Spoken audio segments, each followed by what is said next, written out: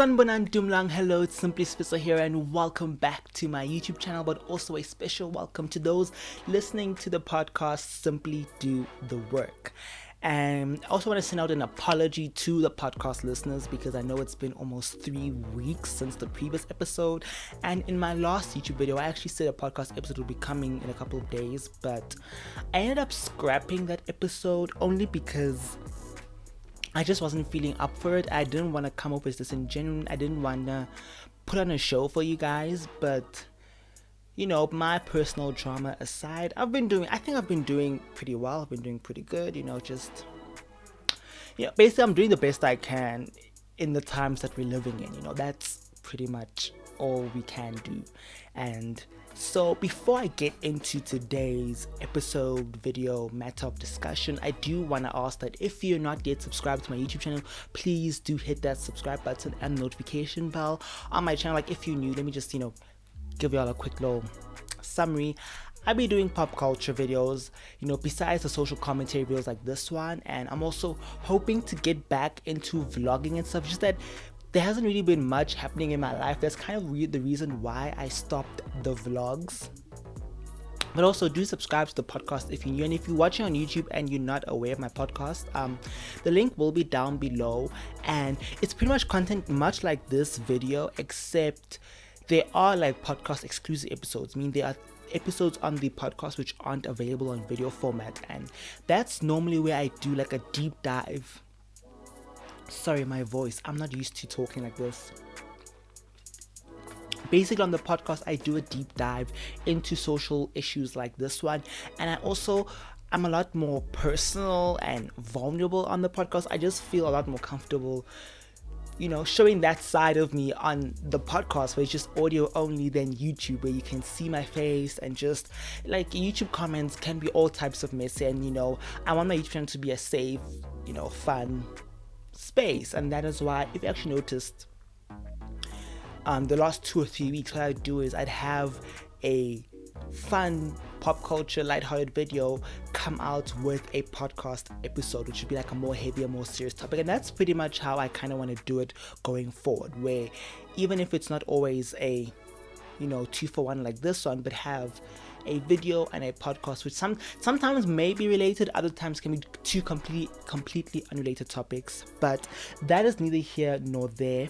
Let us just dive right into this video now that we've got the formalities, the catching up. I feel like because it's been a while, I couldn't just be like, hi, subscribe and dive in. I feel like I had to just preface this. And also, I do want to send a shout out to all the new subscribers. Like, it really warmed my heart to see that actually the subscriber count has been going up even though I haven't been posting. Because in the past, if I went more than 2 weeks without posting, people just start unsubscribing. I don't know why, but thank you so much. I appreciate you guys. So you can probably tell by the title that today we'll be discussing the clicks ad controversy. Now, I don't know, maybe for y'all, you might be over it. It might seem like I'm a little late, but I actually wanted to take my time to really just analyze the situation. I didn't want to just dive in and speak my opinion, because even on social media, I've been relatively quiet, and also that's to do with the fact that I had my own things going on, so I really had to protect my peace. I was not going to get fully involved, fully invested into the whole controversy and mess, because it's a lot of emotional labor, and I just do not have the bandwidth for it. So by now, if you're South African, you probably are aware of the racist ads that Clicks put up. I'll put them up on screen, but if you're listening to the podcast, basically Clicks put on their website, there was an ad that put comparing a black woman's hair and a white woman's hair, and the black woman's hair was called dry and damaged, and while the white woman's hair was written straight. And the real triggering word for me was the word normal. Why is whiteness normal? Why is whiteness the standard? And this isn't just when it comes to hair, but with just everything, like with the work that we're trying to do. You're trying to dismantle the system of white supremacy, because white supremacy places whiteness as the norm, and everything else, everyone else, to hell with us, basically. That's what they're saying. And even within that spectrum of what is considered normal, I'm using air quotes, I know that even within the white community, it's a certain kind of white person, right? There are white people who do not fit into these standards and rules, or whatever you want to call it, that the systems of white supremacy has put in place. And so I just want to say, I think I'm not even gonna have the debate of is it racist or not. Like, I'm not gonna be trying to justify it. When I first saw the ad and there was the initial, like, I completely understood the outrage, right? And it's kind of wild to me that there are some people who need it explained to them, that there are people who they cannot see the issue. And I've expressed this before. It's kind of like, it seems, for me, it just seems like common sense, why things like these are triggering. Why, as Black people, we're tired, we're done tolerating this. And so there was, of course, social media outrage. There were protests and just varied responses, with some people opening and I actually learned a lot from this controversy, the scandal, if you must. But there are also some people just speaking at all types of mess. It's always the raggedy, dusty people on Twitter. The streets of Twitter, it's like, I always go into Twitter expecting mess, right? Like, there's nothing I ever say on Twitter that surprises me, because I've come to know that don't expect sense. That, whereas I'm more so surprised when I actually see decent commentary on Twitter, because most of the time people be saying all types of mess. I think the main issue with some of the things people are saying on Twitter is that there was no point, right? I feel like people will be trying to throw all these gotcha statements, trying to play devil's advocate, but it's like, what is the point? And lo and behold, most of it was cishet Black men. It's like the weakest link in the community. I think as Black people, we've all come to somewhat of an agreement that the cishet Black men are the weakest links in the community, because they are constantly lowering the bar for us. Why, when we are dealing with the issue of this racist ad that clicks, and I mean, it was Tresemme, but Tresemme is so irrelevant in this conversation, but anyways, but why, when we're having this discussion, right, about this and the issue of how, I am so sorry, but someone is starting some motor or engine, and I have to apologize, I have no control over that sound. But anyway, we're having this conversation about the clicks racist ad, and then Black men be coming out, but aren't y'all women wearing wigs? Aren't you guys wearing weaves? So maybe clicks didn't lie in their ad, because it seems like there seems to be a preference for that kind of hair anyways. And it's just like, to those who listen to the podcast, I have my hands on my head, because I have, it's just, where do you even begin to just talk to someone who's thinking like that? Because how I see it is that a lot of times within the Black community, people are quick to point out, oh, but you have self-hate, or you don't love yourself, or you don't love your hair, why don't you do it? It's like, where's that energy directed at other races? Obviously, I do not know what, white people be saying to each other, because, obviously I am not white, but I don't see the same criticisms when white people engage in other cultures, or when white people take on certain aesthetics. Instead, they are praised by everyone, including Black people, right? The topic of blackfishing and cultural appropriation. I mean, you do have people within the Black community who not only enable that to continue, but they also support it. They praise it. And so, for the purposes of this video and this podcast, I don't really want to go into too much of the politics of the clicks ad, because I feel like there are many people who've done a great job. I mean, even the whole conversation of, is it outrage marketing or not? Okay, let me just quickly speak on that. I don't personally think this was a case of outrage marketing, right? Outrage marketing, if you don't know, it's basically when brands and companies purposely put something controversial, something that they know is going to get people upset, to get more exposure. a perfect example of this that I can think of is when H&M had that photo shoot for their clothing line or something, I presume, and they had the black child wearing, I can't remember, was it a t-shirt with a monkey on it, or but basically, right, the subliminal message, like the message of that ad was giving, was basically comparing this black child to a monkey, which of course had people upset. There was a ton of conversation on social media about it, and so I see that as an example of black outrage, because you find there are people who probably didn't even know that H&M was coming up with a new kids clothing line, but now they found out because of people's reactions to it. I see it even with influencers and celebrities, because they themselves are a brand, like a music artist will sometimes say something controversial just to plug their album, because now it's like everyone's talking about you. Like Lana Del Rey, when she did that whole messy question for the culture thing, I believe that was the purpose, because she went on that whole messy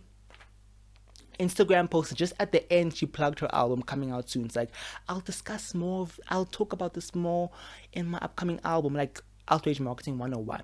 What I think happened with this situation, and someone actually did, this isn't something that I came up with, something I saw on Twitter, I just forgot who tweeted it, but a marketing executive or someone who works in advertising basically made a thread talk about how even in South Africa, the people who are at the top of these marketing agencies or these departments or these companies, they don't look like us, okay? It's mostly white people.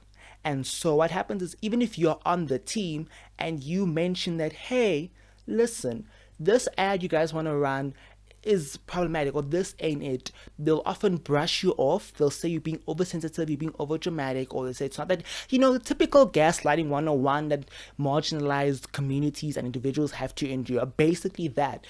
And so when it's out and then everyone's mad, and then it's the whole trying to do damage control, being like, oh, we apologize. And like I said, I don't actually want to go too much into the whole clicks thing, because the conversation I want to have is a lot bigger than that, okay? Like, yes, we can discuss clicks. We can, like, the clicks that we can go back and forth on it all day, but I do feel like there are a lot of bigger issues that we can discuss, tackle, explore. I just took a low break, just to find myself, center myself, also drink some water, because I could feel that my voice was like doing the most. But I want to talk about the issue of black hair, natural hair, the natural hair movement, and just some of the issues that I've noticed within it, and also from like my personal experiences. So let me just tell you guys a little bit about my journey with my hair. So when I was younger, I always loved hair. I was fascinated with hair. I remember in primary school, I'd be that kid who'd ask to play with the teacher's hair. I'd play with the teacher's hair. My parents being the rather, surprisingly progressive, considering how they were brought up, but the progressive parents that they were, when I know it's going to be controversial for some people, got me a doll. So I could, because I think they saw from an early age that, this child loves hair. And so I would play with the doll, style its hair. And I actually wish I had the doll here to show you guys, because the doll, although like the doll's skin color is Caucasian, it has like maybe like type 4, it has type 4 hair. Literally, that doll has type 4 hair. And I also remember, like, I used to style my mom's hair even while I was still in primary school, and even like right now my sister currently has braids. I did her braids. So hair is just something I've always loved and been passionate about. But then for me personally, right, I remember when I was younger, my parents used to make me cut my hair a lot. And one of the reasons why, which I won't necessarily fault them for this, because once my hair grew to a certain length, I would struggle to take care of it. When it came to combing, I wouldn't comb it properly. And so then, when you're a kid and then the adult's like, okay, come, since you can't comb it up, let me comb you. And it would be like one of the most painful experiences of your life. And so be like, okay, you know what? Tomorrow you're getting a haircut. And you'll be like, okay, yes, please just cut the hair, because clearly this trying to comb it thing ain't working. Until I got to about high school, right? In high school, obviously, when you, like, I feel with most people, right? When you're younger, you do whatever your parents want to do with your hair, but you get to that age where I think even your parents recognize that, okay, now it's up to them, right? When I realized that, wait, I'm the one who's always asking for hair, I'm like, wait, but I started like, why am I cutting my hair? I think it started off with first of, because I used to always get like chiskop, which basically translates to just like bald, right? But that's how I know when I'm like, just give me a brush and not totally removing my hair. And then I just decide, no, I'm not gonna cut my hair anymore. I want to let it grow out. I want to comb it, style it, and I do remember that certain people used to have certain comments because it wasn't really kept well, wasn't really taken care of well. But that's because I didn't know better. In my defense, I didn't know better. No one was teaching me. Like looking back at the products I was using, child, like the things I used to do. Like I remember I actually used to steal products from my mom because I'd feel that my hair is really dry. I'm like, you know what? Just washing it and living life and combing is not the way. So I used to steal my mom's products, but they wouldn't always necessarily work the best because, you know, they weren't made for what I was trying to use them for, basically. But then 2016 rolled in, and then I remember getting dreadlocks. And my experience with dreadlocks is, I look back at that time with like bittersweetness. Yes, that's the word. It's like a bittersweet time because while I really loved how, you know, just the aesthetic of how the dreadlocks look, and also I also just I love the experience of getting them in, and just there's a lot I can talk about, right? But I do remember the comments that people would make. People had certain assumptions about me simply because of the fact that I had dreadlocks, and not me getting emotional now. Moving on, I took out the dreadlocks because to be honest, it was just getting too much. And also the thing is, I did sort of feel like that I didn't have full support from certain family members. It's kind of, you know, when you're at that age, right, trying to explore yourself, explore your identity, figure out things that you like, you kind of, it's one thing, right, to have these racist white people making these comments, or even just, you know, maybe not necessarily racist, but ignorant people making ignorant comments, right, thinking that they're funny. But it's another when you get home, you having this whole other side, right? Because, okay, right, I took out the dreadlocks, but then I still was like, I'm not cut. Like, even when I took out I don't cut my hair. I spent, I think, like a week, because I remember I took them out, like I went to a camp, and then school was starting like the following week. So I think I had a couple of days, and I remember just Googling how do you undo dreadlocks without cutting your hair, because I was like, I ain't cutting my hair. Like, it grew for so long, I'm not doing that. So I remember undoing the dreadlocks and finding that they'd actually locked. But, you know, in hindsight, looking back, I could have just snipped off the tips, because it was just the tips that locked. But I was like, nope, I am going to, and I worked to untangle them. And I remember going to school, people like, wait, your locks are gone? What? I should actually make a whole video about that time in my life. Like, my whole natural hair could actually be its own video. So let me speed it up and get to the point. And so from there, I was just basically experimenting with different hairstyles. I remember doing twist outs in high school and just different styles, because now that my hair was longer, I actually noticed that, oh, I actually have a bit more versatility. And I remember just watching YouTube videos, learning through that, and then dyeing my hair in university. That was quite an experience as well, because I remember I actually went to a salon. I remember dyeing my hair for the first time, and I went to a salon because I didn't trust myself. And just remember coming out of that experience and my hair being so dry, and just even when I did my hair for matric farewell, I had cornrows, and they used a hair dryer, but they didn't really put on like heat protectants, as you know, when you researched how they say you should, you know, protect your hair when when you're using hair like heat, basically. Why can't I speak? And so I've just been, you know, I've been through a lot. Like, even like cutting my hair, one of the reasons why I actually cut my hair is because I had like a fade situation, right? And so every time I cut my hair, I just cut the sides. But I was like, you know what, I'm tired of this. I want to have a full head of hair. That's why I cut my hair, and I was like, okay, we're starting over. And so just to summarize all of that, and like the point, comparing, okay, that is all cute and you know, good to know, but how does this tie into the clicks ad and all of that? Basically, throughout this time, I had to deal with messages of that my hair isn't the good kind of hair. Because also, when you go on YouTube and you're looking for tips and you put in a search, because first of all, when I started, I didn't know about hair types, right? I didn't know that there's 4C, like I didn't understand that whole system. And so I don't even know why I used to Google, but I used to. I think at some point I learned, okay, I have to add natural to the search results. Otherwise, you'd see people with perms and people put in relaxer in their hair and all these other chemical processes which do change your hair. But I Google natural hair, and some people I'd see it, nah, you're selling me dreams, you're selling me dreams. And so then I learned about the hair typing system, and I was like, okay, so my hair is 4C. At least most of my hair is 4C. Like, if you guys can't see, but here at the back, I think the hair here is like 4A, 4B, but that's irrelevant. And so I started putting search results, okay, 4C natural hair. And at first, some of these videos, you start questioning what's wrong with my hair, because this person claims you have the same type of hair, but it ain't working. Or there are just some tutorials you'll watch and you'll know, even without, you don't even need to try the method, that now my hair can't do that.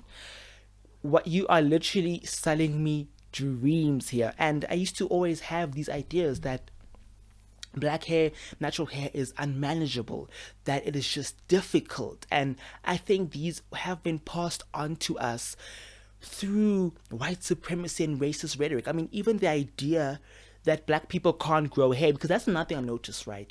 And this is me moving away from the white gaze, right? I've moved on from the white gaze. This is just within the black community, how it's kind of like natural hair isn't prized and valued unless it's long.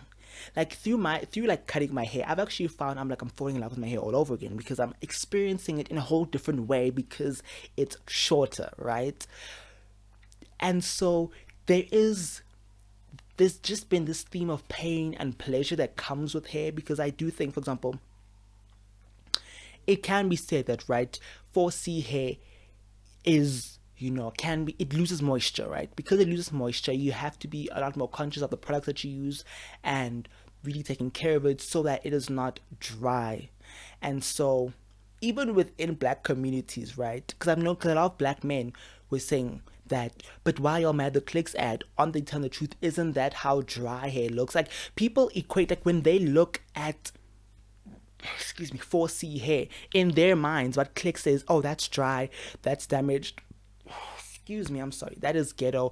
People have all of these ideas, which I think that we need to sit down and unpack, and this is no shade to you. If you have 3C type hair, you've got the spirally curls, or the more loose, more defined curls. The thing is, like, especially when my hair is longer, right, and it's stretched out, you're not going to really be seeing any curls, right? Like, even when I do a twist out, like, sometimes it comes out cute. There are, like, some defined curls.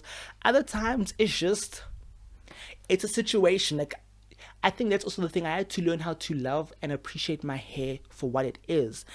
Because another thing that helped me, I had to move away from the mainstream media on how to take it. I just did trial and error for myself, basically. Like, yes, I did have certain YouTubers or people that I'd watch who, would give me inspo, but I eventually just started playing out with my hair by myself, hence, like, even with my whole process of dyeing my hair, that was, I'm sorry, I bumped the mic. I'm so sorry. I don't know how that's going to sound for you guys. But, I had to learn that, you can't just put, dye on dye, because it's going to come out looking some type of, like, the colors might not come out the way you want, or how dye can really dry out, because I remember also last year when I got into protective styles, I remember I did cornrows, and then I had twists, and then the faux locks right before I cut my hair. It's because my hair was damaged from my 2 years of just going ham on the dye. Even though I knew the precautions you have to take when dyeing your hair, I grabbed just enough rope to hang myself with.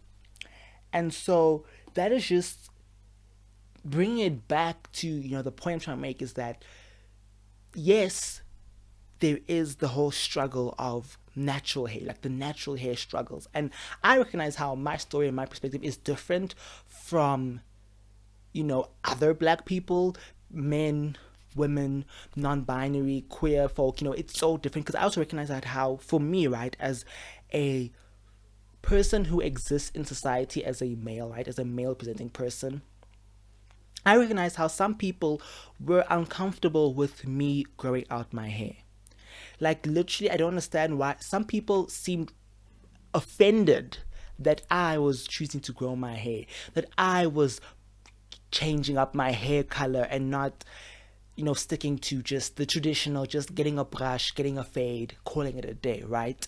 I, for myself, it's kind of like things I also understand, like, why were y'all so pressed about my hair? Like, it's my hair. Why were y'all so pressed? But even when I think back to, like, in high school and primary school, some of the rules about hair were very racist. I'ma just call them what it is. They were racist because they were specifically targeting black students, black hair. Like, I remember how a lot of the hairstyles that I had in my last 2 years of high school were technically against the school rules. But in a way, I do also recognize how wearing my hair a certain way is a protest, right? Like, okay, if I have hair like this, there's no protest in it, nothing revolutionary. And I do think that the longer I did start wearing my hair out, the way I wanted, the less and less it felt like a protest because I started noticing that, oh wait, there are other people who are also doing this. Like, I also remember how some of my male classmates would come up to me and be like, black male classmates, be like, how did you get your hair to do that? I think some were actually, surprised that, oh wait, our hair can actually look like that. Like, I remember after a while I actually knew, and I think my definition changed of what is healthy hair. How does dry, damaged hair look like? To the point I know, okay, so this is how my beautiful 4C hair looks. I think I was blessed. I don't really have that whole all the baggage that some people have when it comes to the texture of their hair. And I think especially with women, like, I know with, like, if you were or women or assigned female at birth, that can be its own mess because of how, when I see little girls being subjected to braiding and just, I'm not saying it's wrong to braid your little kids' hair, but I just mean sometimes kids will literally be crying because maybe they want to first blow dry the hair, or they first want to relax the child's hair, or when they braid, they are pulling really tight. Like, I remember my sister, when she was younger, she made it very clear at some point that she does not like getting her hair done. And I do appreciate how my mom didn't force that onto her, because she was like, I want my child to be a child. She'll have the rest of her life to go through braiding and doing whatever with her hair. And even I remember earlier this year, my sister went through her own little big chop, because my sister, my mom used to relax my sister's hair in the name of making it easier to manage. And so I remember my mom, texted me and was like, hey, can you please recommend products for your sister's hair? How can we help take care of her? And I recognize how there's some people who don't necessarily have those in-person role models, right? Because, like, I didn't, everything I know about hair, I figured out by myself. But I love that I can pass down that knowledge to my sister, and, I can pass that on down to, the kids that are born after me. And so there's just a lot of work and unlearning that as a black community we need to do about our ideals, even like the beauty standards, right? And even like these raggedy men, these dusty men who are like, I want my girls all natural, I don't want her wearing a weave. It's kind of like, when will we allow black people to exist in their individuality?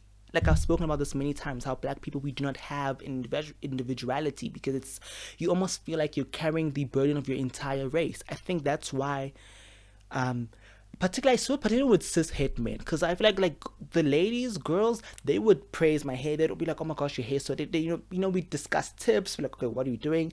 But I feel like some men saw me growing out my hair, right, which disrupts the rigid gender norms, right? Me growing out my hair, me having hairstyles which, some people attribute to femininity, like, or feminine, like hairstyles that some people would classify as feminine. Me having that, they felt like it was putting, like, I'm trying to explain, like, I think y'all know what I'm trying to say, right? How they saw that I'm letting down black men. And I think that's part of, like, tying it, like, why does it always come back to white supremacy? Like, I'm not saying, like, I feel like also another thing some people feel. Like, I've had a friend like criticize me on this. Like, they feel like I'm blaming every issue, every societal issue on white supremacy. I'm saying no, but these things intersect. We can't deny these things intersect. These things feed into each other and allow, like, the one oppressive system allows the other to continue, right? And part of white supremacy, what they did was they emasculated black men, right? In order to elevate white men, black men were basically put down. And it's the same thing with white women, right? White femininity was upholded while black women were basically masculinized, if that's even a word. And so, what was the point I'm even trying to make? Like, basically, I think moving on, because I feel like I just went on a tangent or something. I do also just seeing how some people responded to this whole click saga, and just how people have just been speaking to me in general. It's kind of like, people don't allow us to just have things. I feel like as black people, we aren't allowed to have things, right?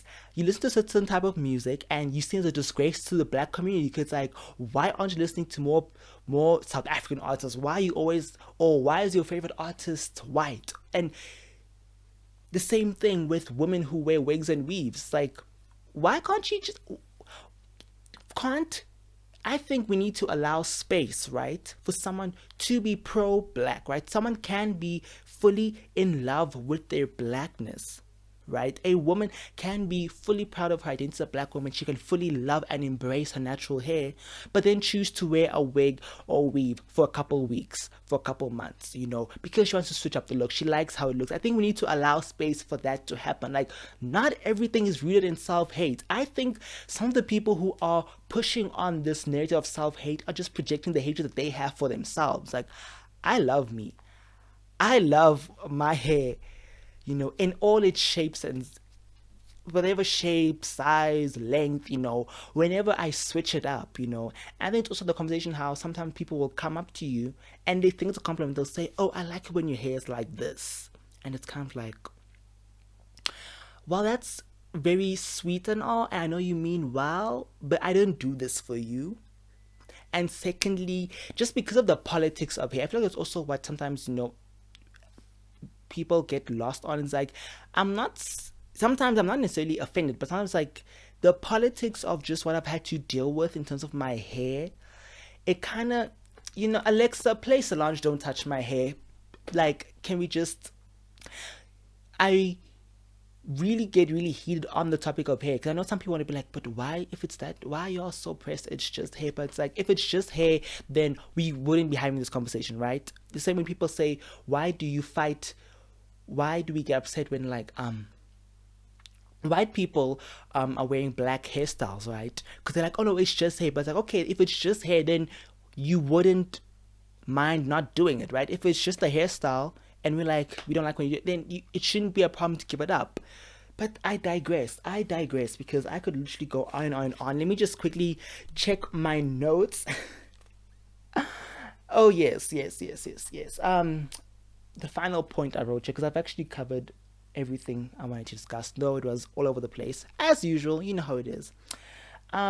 This Clicks ad and the response that came after it really, it also made me think about the state of the Black Lives Matter movement in South Africa.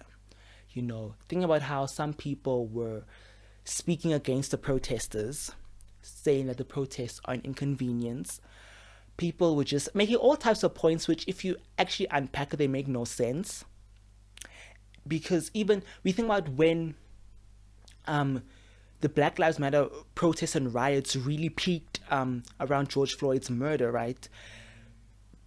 People all over the world, even here in South Africa, were, really vocal about their support for the protests, saying, oh, I wish that there was more I could do. Like, I even remember, like, a friend and I, we had a conversation saying, like, the way I'm feeling right now with what's happening in the world, like, if there was a protest happening, I would go. Which, I think it's easy to talk the talk, but do you walk the walk? It's that question of Black lives shouldn't only matter when they're trending, but they should matter every single day.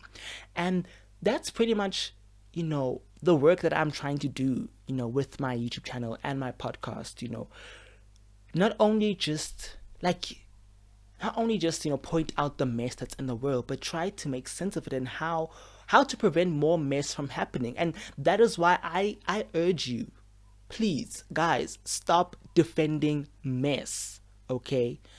Educate yourself, because I feel like a lot of people, they're talking points, not even, they weren't even making points. Just the things that people were saying, it just shows that you're just not educated. It's like, I can't even have a conversation with you because you're not going to understand at least half of what I'm saying. And so I also recognize that a lot of the information, right? When we Google, if you Google resources like podcasts, books, and videos on Black issues and Black, I know that most of them, not all obviously, but a lot of them are from American scholars, or a lot of them are American figures. Americans, a lot of their content is the most easily accessible, and that's also part of the work that I do for myself, but also with my platforms, is I take what I read and listen to and hear from the Americans, and even like other nationalities, right? And I try to contextualize and see, okay, how does that apply here in South Africa? Because at the end of the day, while yes, there is the global universal truth, I do make a conscious effort to remain loyal to the South African story, the South African context, because that's where I'm at. For example, I was actually thinking about this earlier today. Like, I often hear Black Americans speak about the divide between Black people and other brown communities, such as the Hispanic or the Latin Americans, right? Because even though, right, Mexicans, for example, experience racism at the hands of white people, there are a lot of Mexicans who hold anti-Blackness, right? And even other non-white groups who aren't necessarily Black, they also do hold anti-Black ideals. And just how does one go about unpacking that? Because I see the same issue happen here in South Africa, especially thinking about South Africa. We are a multicultural, multi-diverse nation, right? The rainbow nation. And when I look at how there's this divide between the Blacks and the coloreds in South Africa, it's almost like the same issues, but just they have different names, right? Because I've also discussed, topic of Blackness. Like, I'm not Black because, of the color of my skin or the texture of my hair. There's also the history, the ancestry, the culture. Because, that's where, the conversation of race and ethnicity comes out. I was even having a conversation about it with someone on Twitter because, for example, there are people who look exactly like me, but they identify as colored because, not me bumping the mic again, girl, because of their family history, right?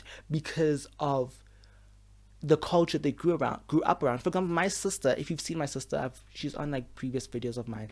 My sister often talks about how she gets really annoyed at people constantly asking her if she's colored, or they were like, or are there white people in your family? Like, all these weird questions people ask. And colorism has entered the chat. And so, just to wrap this up in conclusion, because once again, this was all over the place. Don't defend mess. Let's educate ourselves, and let's also, I think, just be a lot more conscious of how we interact, the products we consume, the brands we support. Because I feel like at the end of the day, we shouldn't exceptionalize. The click scandal, what, the Tresemme or whatever that brand was, this isn't an issue unique to them. This is prevalent with many other brands and companies in South Africa. And I've actually noticed that there are brands which, in the wake of this scandal, have changed their image, have reached their image. And it's kind of like, for me, it's also kind of like, why now? Like in 2020, why are we still fighting these battles? Like 20 plus years into democracy in South Africa? Please, like, I've said this many times, the fact that we in South Africa, as Black people, we are the majority, but we still face all of this racism, all these microaggressions, is very concerning. Like, the racial dynamics of this country are very concerning. And I think it also proves that this is a system. We aren't fighting individuals.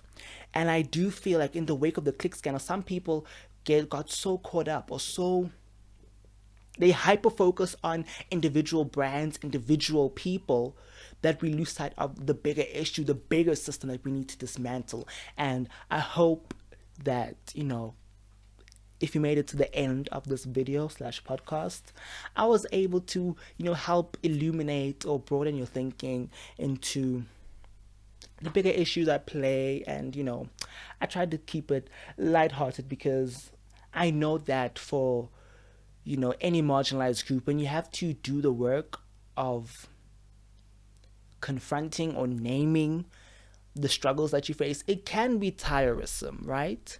And that is also why it doesn't rest only on Black people to speak up against racism. We also need, I could go on and on and on. But that being said, thank you so much for watching and listening. And if you enjoyed this, please do give this video a thumbs up. Also leave a comment down below. Let me know your thoughts on the click saga and just the natural hair community, texturism, the unfair beauty standards that, we impose as a Black community. Like, there's actually so much that I could have unpacked. And so, we'll dive into it another day, because the mess continues. The mess continues as per usual. But yeah. Also check me out on social media at Simply Sfiso on Instagram and Twitter. And until I see you guys in the next one, or hear from you guys again, I love you. Bye.